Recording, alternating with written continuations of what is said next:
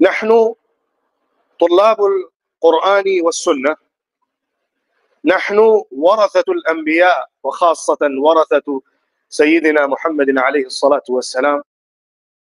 نحن دارس القرآن الكريم، نحن طلاب الحديث النبوي الشريف،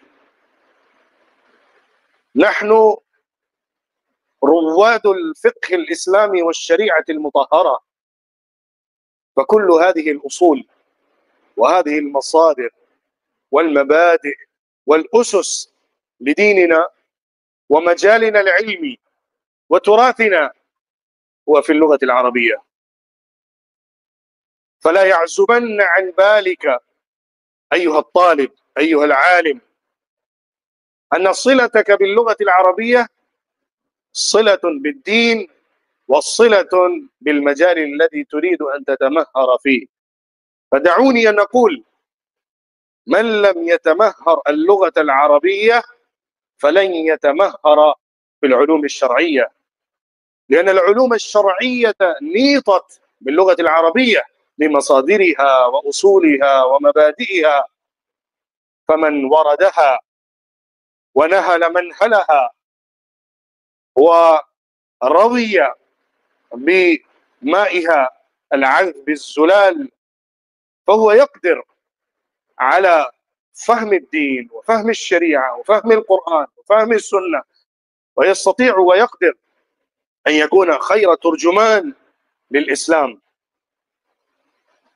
فيا أيها الطلاب الأعزاء والعلماء الأجلة المحترمون، من أهم الواجبات علينا كطلاب العلم كطلاب القرآن والسنة أن نتناول اللغة العربية فهما، دراسة، أدبا، حوارا، كتابة، بيانا، وما إلى ذلك من الطرق والأساليب التي يحتاج إليها الطالب للتمهر في أي لغة من اللغات. إن اللغة العربية تميزت عن اللغات الأخرى بمختلف أنحائها من المنطوق والمكتوب، من الملفوظ والمعبر، ومن المكتوب والمسجل، من الأدب والبلاغة، حتى من الأحرف الأبجدية إلى أعظم بيان وتعبير بالفصاحة والبلاغة. هذه اللغة معجزة من معجزات الله سبحانه وتعالى، لأن الكتاب الذي اختاره الله سبحانه وتعالى كمعجزة لنبيه الأخير خاتم النبيين هي اللغة العربية. فالمعجزة خلدت بخلود اللغة العربية. فالانسلاك في السلك هذه السلسلة الذهبية هو الانسلاك بحفظ هذه المعجزة الذي تضمن له ربنا جل وعلا: إنا نحن نزلنا الذكر وإنا له لحافظون.